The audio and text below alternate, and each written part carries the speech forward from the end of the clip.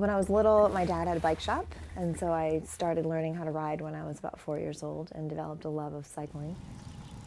I, on a daily basis, would get up and bike 12 miles into work and 12 miles home, and then typically do a spin once I got home. And on the weekends, my husband and I would do century ride.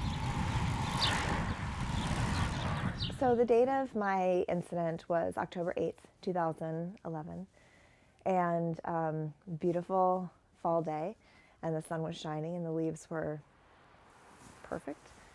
Probably 4 miles from home, a side road off of Boston Post, along came a large freight liner. He failed to stop at the stop sign, so as I was going straight, he was coming down, and he just unfortunately blew right through the stop sign and right over me. I was initially run over by the front set and then immediately after the back set of tires,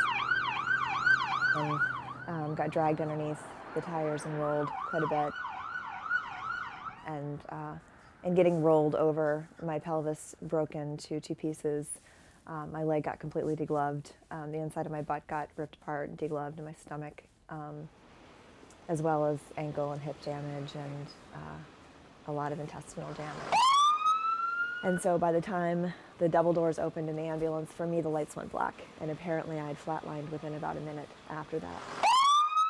My wish, my dying wish, if you will, was just to keep me alive. I had just been connected with my soulmate. I wanted to be a mom someday, and don't let me go. Well, my first memory post the lights going dim were opening my eyes and seeing my husband's face looking over me as I laid in the hospital bed. And I really thought it was either that night or it was the next day. And I looked at him and said, "How in the world did Mom and Dad get here so quickly?" Because my parents were in the corner. And he said, "Sweetie, you've been here over a month."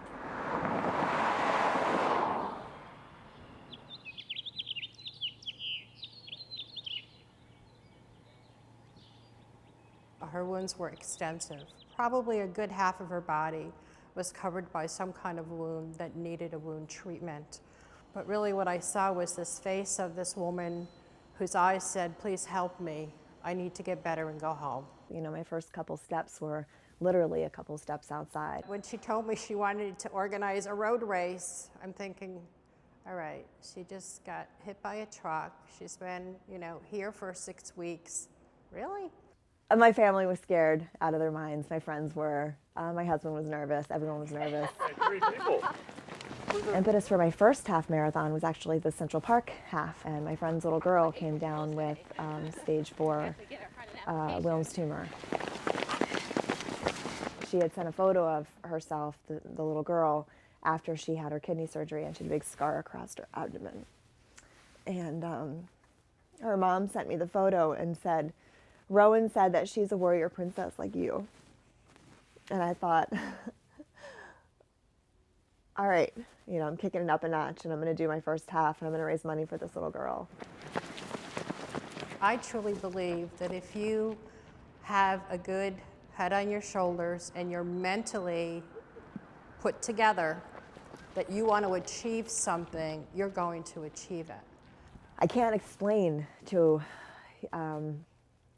really even to myself how I've been able to recover so well, with the exception of that I've never been willing to give up, and I've been given a second chance at life, and I'm not just going to live, I'm going to live that life.